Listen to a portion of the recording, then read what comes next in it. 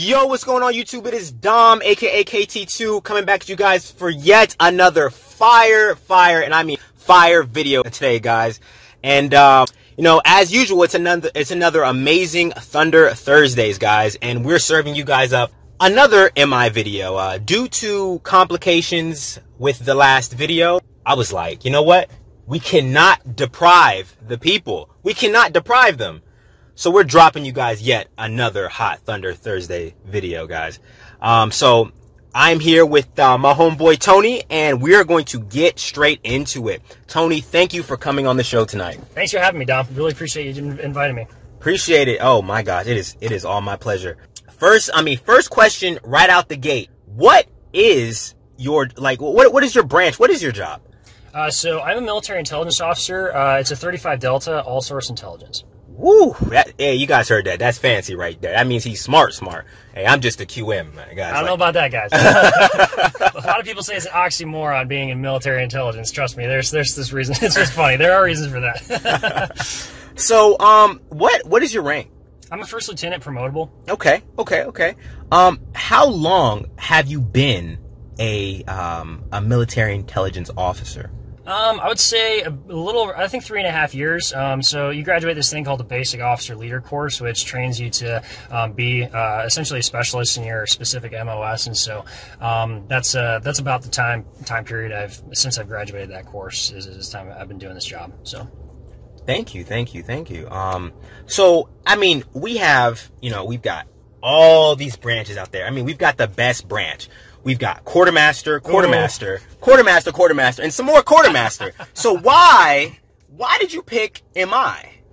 So I think in terms of like just kind of like the skill set that I was looking to develop in myself, I wanted to pursue more of an analytical and critical thinking type career field. And so I think it's definitely that. If that's what you're looking for, definitely look at intelligence, because you're going to be doing a lot of analysis, and that's kind of more or less kind of what drove me to it. I do have a history background. That's my degree, so that definitely helped, you know, in terms of driving me towards that interest. So history. If you don't mind, what was your commissioning source? So I went to ROTC. That's how I got my commission. Yeah. Cool. So can you break it down for us right quick? What is your day-to-day life like as a military intelligence officer? Because in Germany, right, I'm used to just doing PT in the afternoon, you know, skinny dipping, sitting out in the sun all day, you know. So what is it like for you, you know?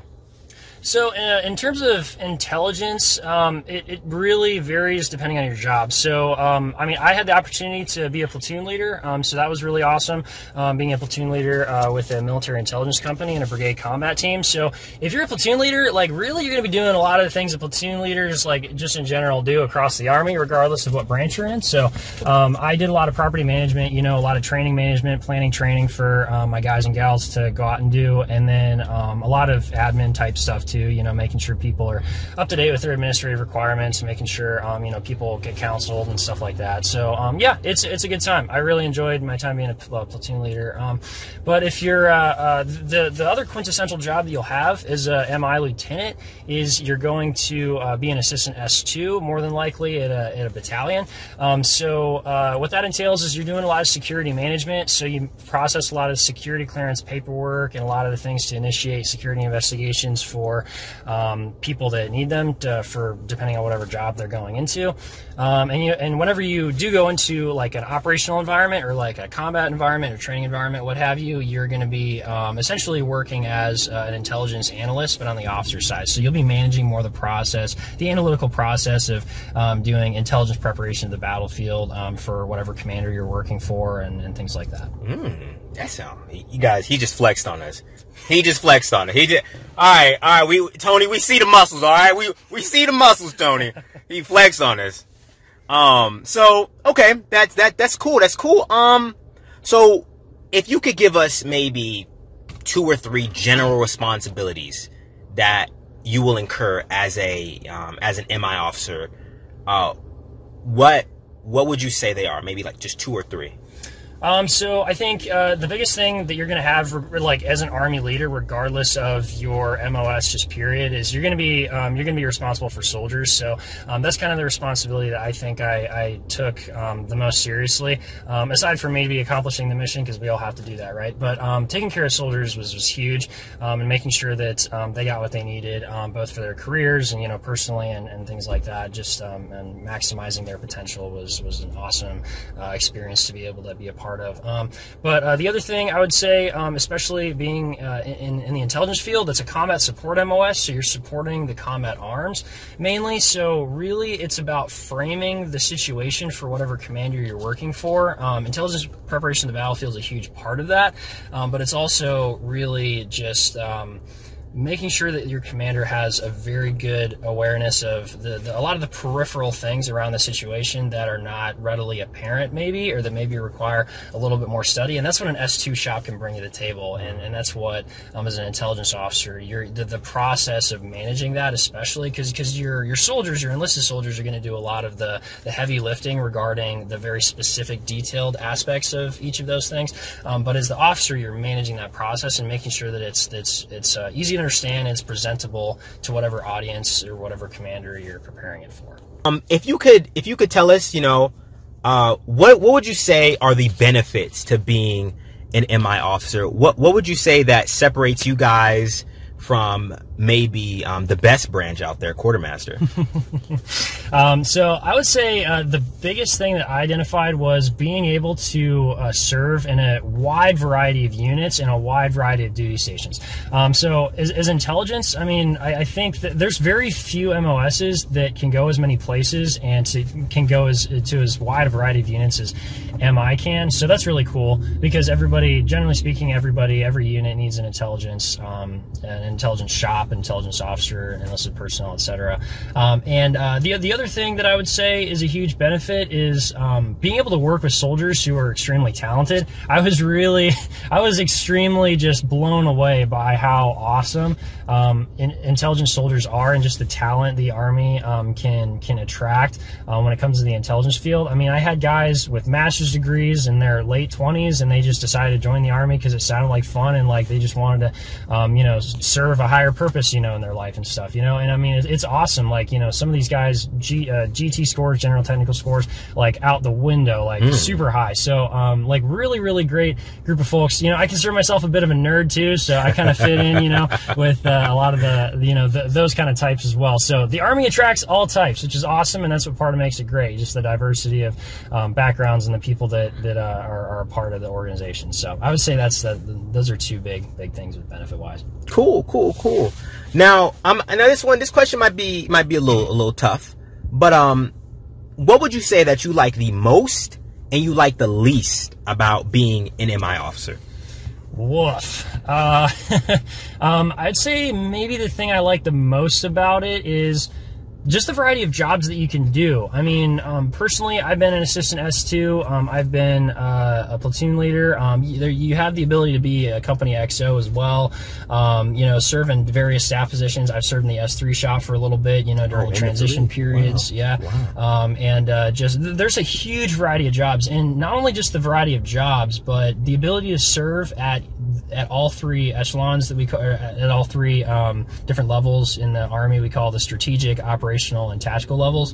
That's kind of awesome, in my opinion, is the ability to switch back and forth. You get a really good view of what the military as a holistic unit is like. So that's kind of the big thing that I like about it, I think. As far as what I like the least, the ability to serve in many units is kind of a double-edged sword sometimes, because a lot of times you're going to be working for people who are not from an intelligence background. So you're going to be working with either combat arms folks or people from other support MOSs. So keeping that in mind is really important. And, you can thrive in that environment too. You just have to be aware that not everybody has the same training background as you do, the same operational background as you do, and be able to communicate across jobs. So that's really big, is being able to communicate cross jobs is important.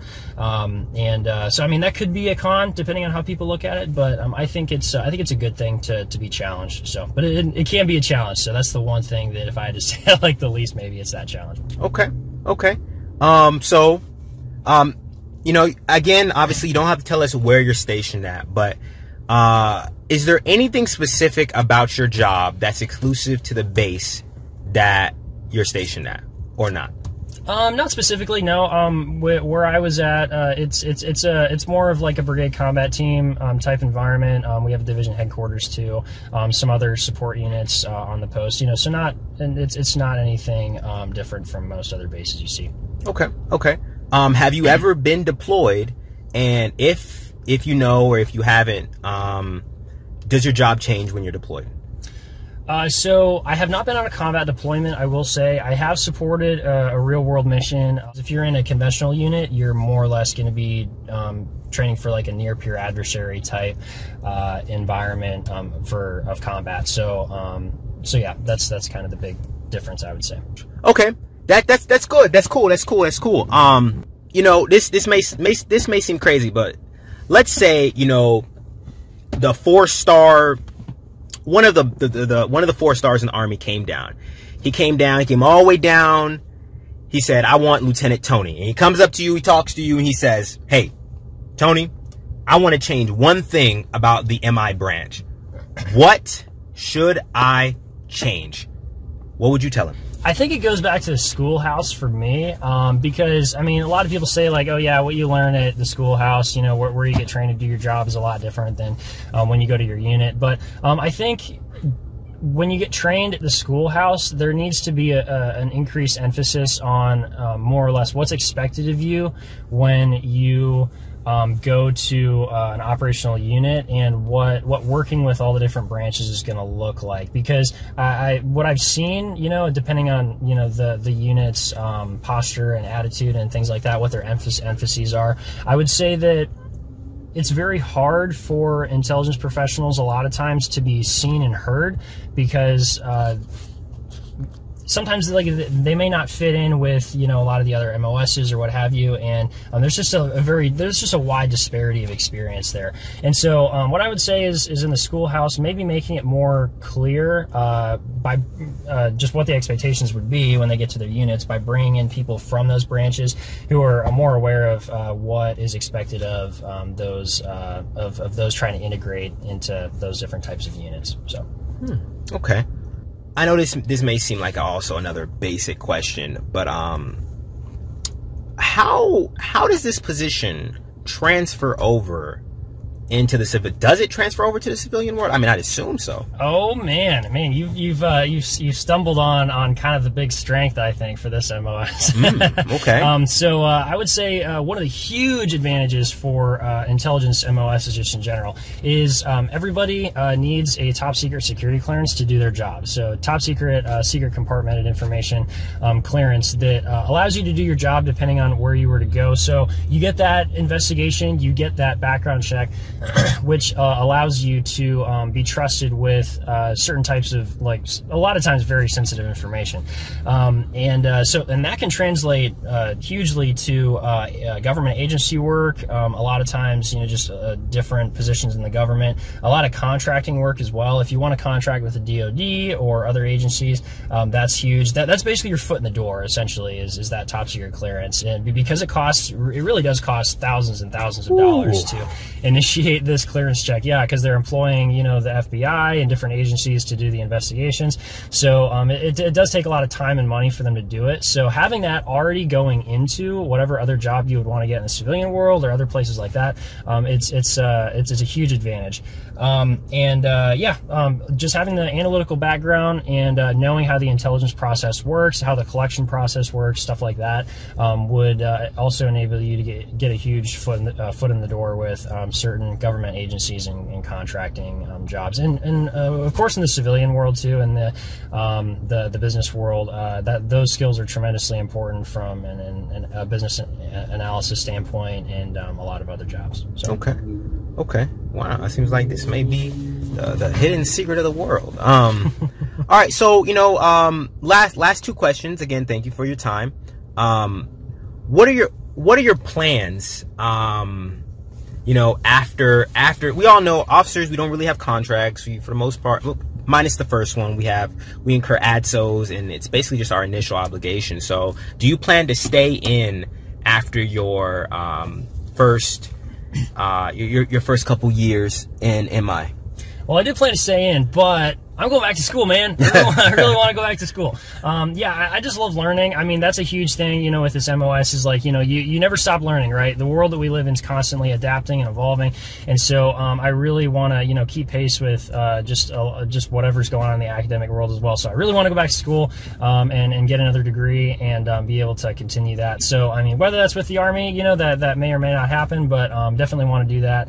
So, yeah, great things ahead. Cool. And the very last question, do you have any words of wisdoms for individuals looking to get into this MOS, into this branch?